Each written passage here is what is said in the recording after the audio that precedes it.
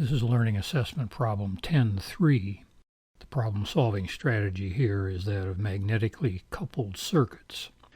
We are asked to write the Kirchhoff's voltage law equations for the two loop currents shown in this network.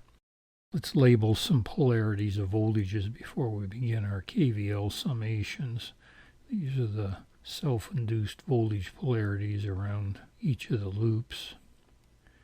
Notice that we have two inductors in the circuit, L1 and L2, and they are coupled through the mutual inductance M. Another point to note is that the current I1 enters the dotted end of inductor L1, whereas the current I2 enters the undotted end of inductor L2. This will affect the sign associated with the mutual coupling term.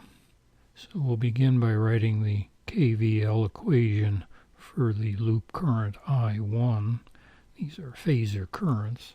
So the sum of the self-induced voltages will be R1 plus J omega L1 plus R2 multiplied times the phasor current I1.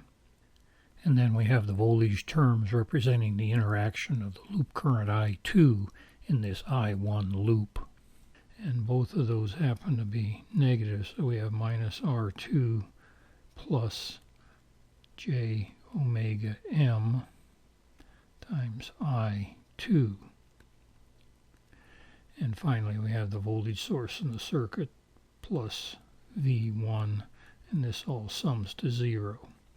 Again, note that the mutual inductance term in this equation is negative because of the disparity between the entry points of the currents I1 and I2 in the respective inductors.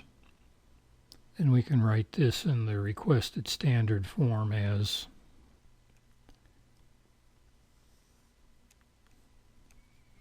now we can perform a similar KVL summation around the loop current I2, and then we can recast this in a more standard form.